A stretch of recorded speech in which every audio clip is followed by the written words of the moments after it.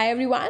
So having learned about the profit maximization for several plans or whatsoever it was, basically joint profit maximization, now we are in a good position to begin with price discrimination, another economic application of maxima and minima in the case of function of two variables. So let different prices be P1 and P2, and so basically price discrimination means that the firm gets to charge a different price in two different markets, okay, and the firm does so because it wants to enjoy the price advantage it can earn by charging a higher price in the market where the demand is less elastic. Okay, so that's the exact reason. So what will happen, let different prices P1 and P2 be charged in two different markets, 1 and 2, and these two markets have to be separated. These two don't have to be very in close proximity to another, okay, such that the demand functions for market 1 and market 2 would be P1 equals to f of x1, P2 equals to f of x2. So revenue function is P1 into x1, revenue function P2 x2. So total revenue will be P1 x1 plus P2 x2. Now you see the stark difference between this and the two plant monopoly. In a two plant monopoly, the firm had two different plants, two different cost functions, but now here the firm has two different markets, two different demand functions, but the cost function is the same. It's like it's producing at the same unit but selling in the two different markets. Okay, so cost function is going to be the same, that is C x1 x2, and we'll see that the profit maximization condition would come out to be MR1 equals to MR2 equals to MC.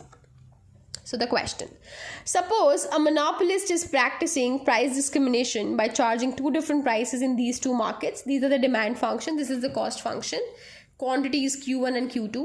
How much should be sold in the two markets to maximize profits? What are the prices charged? Again, what do? You maximize profits. Revenue function is P1 Q1 plus P2 Q2. That is 100 minus Q1 into Q1 plus 80 minus Q2 into Q2. That will be this. Cost function is 6Q1 plus Q2. That's this. And what are your profits? Your profits are revenue minus cost. That will come out to be this. And in order to find out profit maximizing quantities, I'm going to differentiate it with respect to Q1 and with respect to Q2. So differentiating this equation with respect to Q1 will give me 94 minus 2Q1. Put it equal to 0 for stationary point. Q1 will come out to be 47. Then derivating this with respect to Q2 will give you Q2 equals to 37 once you put it equal to 0. And then once you have these optimal quantities, you need to check whether a maxima is established or not. So basically whether the profits are really maximized or not. So we'll find out pi 1 1, pi 1 2 and pi 2 2. Just the classic way. So they'll come out to be less than 0. Pi 2 2 will be less than 0. Then determinant AC minus B square will be positive. So since this is less than 0, this is less than 0 and this is greater than 0, we have established maxima. So profit is maximized at prices. P1 was, what was the demand function? 100 minus Q1. P2 is 80 minus Q2.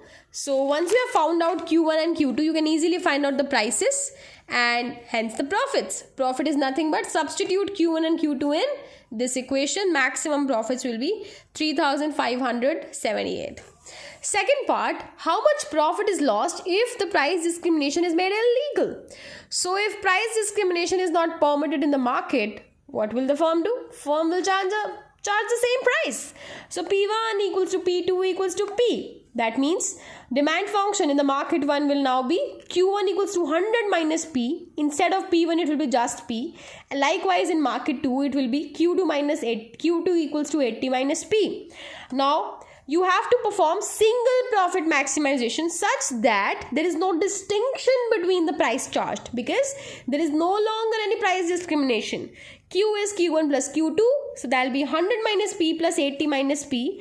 That will work out to be 180 minus 2P. You can pluck out price from here and that you can write it as minus Q.2 plus 90. That's your market demand function now in the absence of price discrimination. Then you find out the revenue function. Price times quantity, that is minus Q upon 20 plus 90 times quantity. This will work out to be this. Cost function you already know was 6Q. So this was your cost function, right? 6 Q1 plus Q2. Now we're not differentiating, okay, between Q1 Q2. It is 6Q.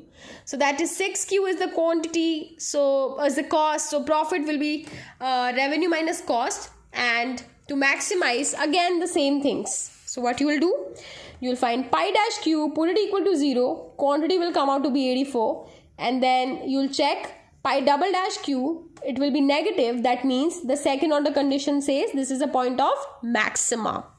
So easily you can substitute quantity in the price to obtain the price, in the profit function to obtain the profits. So you saw these are the profits in the absence of price discrimination, and